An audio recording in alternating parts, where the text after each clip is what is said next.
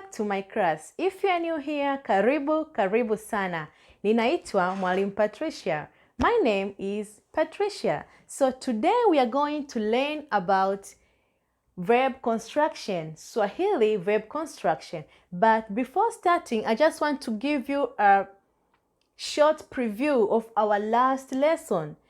In our last lesson, we learned about subject prefix and personal pronoun, but I just want to give you a short preview of subject prefix. So, do you remember the subject prefix that we learned last week?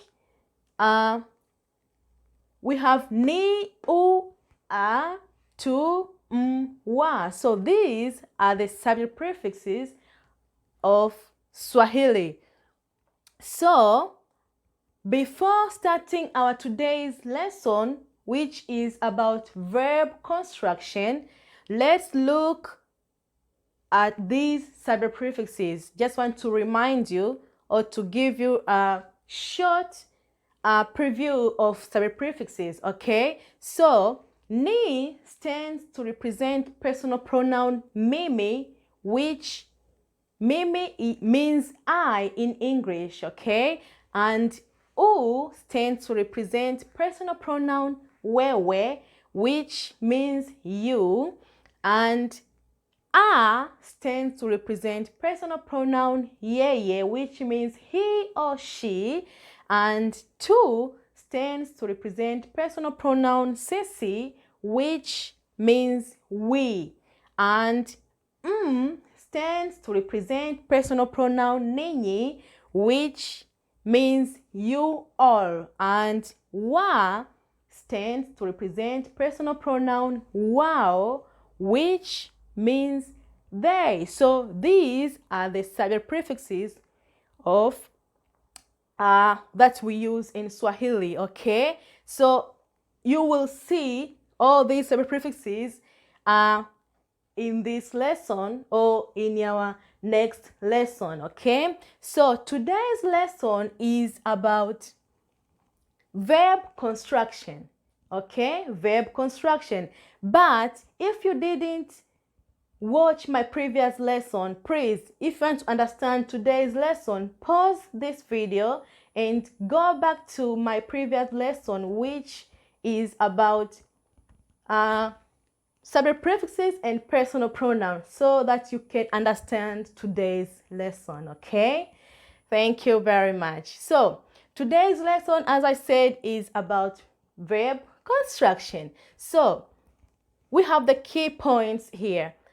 When introducing Swahili verb in their infinitive form, when constructing Swahili verbs, we have to consider Swahili verb in the infinitive form, Swahili verb root, and verb end when constructing Swahili verbs, okay? So all these have they have connection with Swahili subject prefixes, tenses, and verbs. So when we talk about tenses, we have present tense, we have future tense, and we have past tense. But today we will focus on present tenses. Okay? Very good. Let's get started. So, in constructing Swahili verbs, we have to consider Swahili verb and its verb infinitive, and we have to consider verb root and verb end. Okay, for example, I have some of the verbs here. We have weza. This is Swahili verb, weza. Sema and lala is another Swahili verb. Nunua is another verb, and cheza is another verb. Weza in English means be able, okay? And sema in English means speak, okay? Lala in English means sleep, and nunua in English means buy, and cheza in English means pray. So weza is be able. So the verb weza, its infinitive form, you have to add ku in Swahili, which in English means to. So the infinitive form of the verb be able is to be able, all right? But in Swahili, if you want to add the infinitive form of the verb weza, is kuweza. So to is infinitive, is English, but ku is the infinitive form of the verb weza, which we use in Swahili. So ku means to, or to means ku in Swahili. So be able, the infinitive form of the verb be able is to be able. In Swahili, we say kuweza because the verb is weza, but the infinitive form is kuweza. So be able, the infinitive form is to be able. Weza, kuweza. So to be able, the infinitive form in Swahili, you say kuweza. To be able, kuweza. Okay. Next is sema. Sema is another verb. The infinitive form of sema is kusema. Okay? Kusema. Another verb is lala. The infinitive form of lala is kulala. Kulala. You have to add ku. Kulala. The same as nunua. The infinitive form of the verb nunua is kununua. Kununua. Okay? Another verb is cheza. The infinitive form of cheza is kucheza. Kucheza. Okay? So these are the infinitive form of these verbs. Okay? You have to add ku. All right? Let's go to the verb root. We have seen the verb weza, sema, lala, nunua, and cheza. Let's start with the verb weza. The verb weza, its verb root is wez.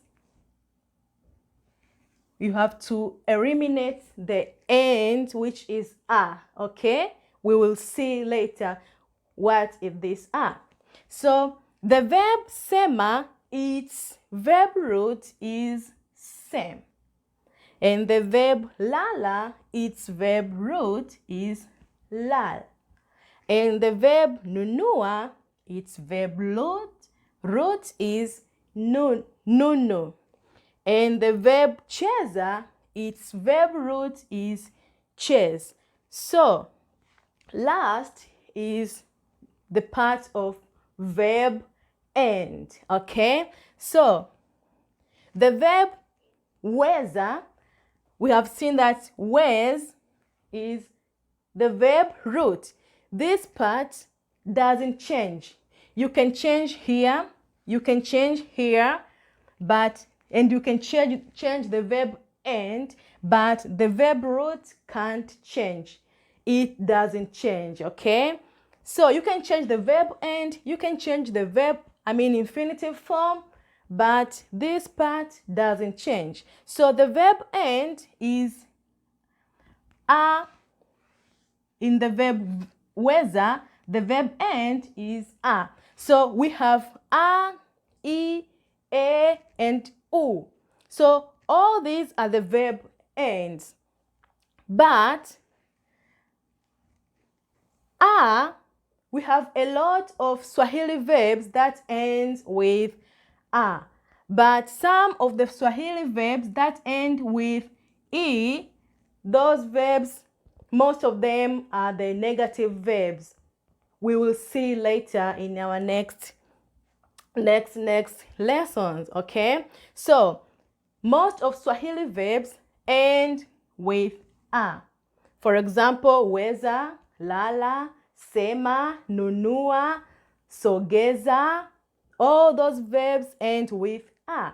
And those verbs end with e. Those are negative verbs. And another verbs end with a.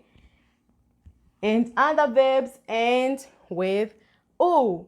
We will see later. But today we will focus on a, and next time we will focus on verb end e. So, okay, our next part, which is very important part that will help you to speak Swahili very well, is concerning about basic building blocks. Basic building blocks. So Swahili verb construction are made up into six basic building blocks. So these building blocks are very, very important when you want to make a sentence. For example, when you want to use in making sentence or in constructing Swahili verbs. So these basic building blocks are subject prefix, tense marker, relative object, dialect object, verb root, and verb end.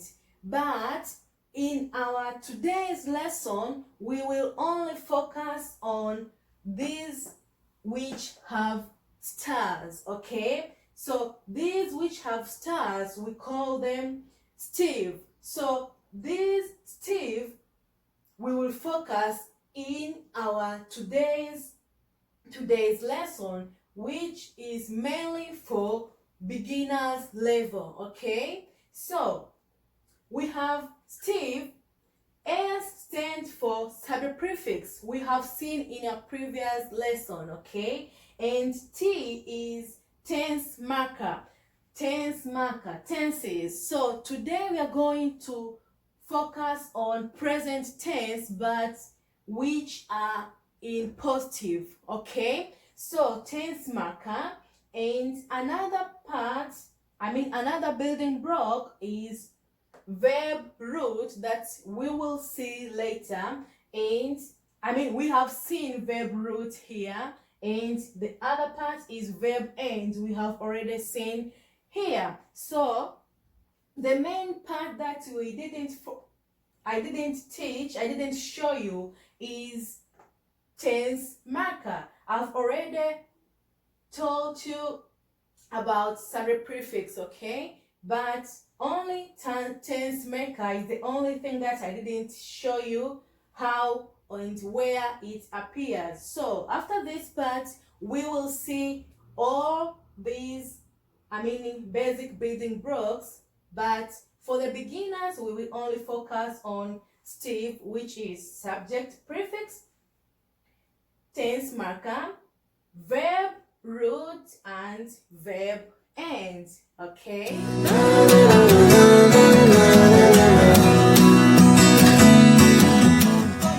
We will focus on another part of verb construction, which is the tense marker. We have already seen the subject prefix, okay, verb root, and verb end. So now we focus on tense marker. So for the tense marker, in our today's lesson, we will only focus on present tenses in positive form. So for present tenses, we will see the simple present tense and present continuous, which is every time we use na for simple present and present continuous.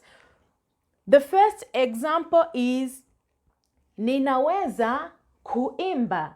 Ninaweza kuimba. So ni stands to represent a subject prefix. Do you remember? Ni here stands to represent the personal pronoun mimi. So ni is subject prefix, which represents personal pronoun mimi. Our previous lesson we learned about that, okay? So ni is subject prefix. Ni. Na. Na, this is the tense marker. The tense marker, na, which represents present tense. Present tense, which is simple present tense and present continuous tense, okay? So na, this is the tense. Whereas this is the verb root, we have already seen, and this is the verb end. So na, this is our today, is the main part that we are going to focus now on tenses. But today we will see only present tenses, okay? So na stands to represent the tense, and this is the tense marker. Ninaweza kuimba. Ninaweza kuimba. Okay, another example is unaweza kusema Kiswahili. Unaweza kusema Kiswahili. So u is subject prefix, okay? Na, this is the tense marker which stands to represent present tense, and whereas this is the verb root, and this is the verb end. All right? Unaweza kusema Kiswahili. Unaweza kusema Kiswahili. Okay, another example is analala sana. Analala sana. Analala sana. So stands to represent subject. This is subject prefix. This is here. Stands to represent personal pronoun yeye. So analala sana. This is the subject prefix which is here, okay? Na stands to represent the tense, which is present tense, and la, this is the verb root, and this is the verb end. Analala sana, okay? The fourth example is tunanunua samaki. Tunanunua samaki. So tu stands to represent, this is the subject prefix, stands to represent personal pronoun, sisi. So tu, this is the subject prefix. Tu, this is the subject prefix. Na is tense maker that stands to represent, present tense. And nunu, this is the verb root, and this is the verb end. So tunanunua samaki. Tunanunua samaki. Okay? The fifth example is mnacheza mpira. Mnacheza mpira. Mnacheza mpira. Stands to represent personal pronoun. So this is the subject prefix. Stands to represent ninyi. Mnacheza mpira. So is the subject prefix. Na, this is the tense maker. And chase, this is the verb root. And this is the verb end. Mnacheza mpira. Mnacheza mpira. So the sixth example is wanafanya mazoezi. Wanafanya mazoezi. Wanafanya mazoezi. So wa stands to represent wao. So this is another subject prefix wa, which represents wow. So wanafanya mazoezi. Wa is subject prefix. Na is the tense marker. Fan, this is the verb root, and this is the verb end. Wanafanya mazoezi. So ninaweza kuimba. The translation of this sentence is I can sing. And unaweza kusema Kiswahili. The translation of this sentence is you can speak Swahili. Unaweza kusema Kiswahili. You can speak Swahili. Analala sana. The translation of this sentence is he or she sleeps a lot. Analala sana. He or she sleeps a lot. Tunanunua samaki. Tunanunua samaki. The translation of this sentence is we are buying fish. We are buying fish. And another sentence is mnacheza mpira. Mnacheza mpira. The translation of this sentence is you are playing ball. You are playing ball. So stands for you all. You are playing ball. And the last sentence is wanafanya mazoezi.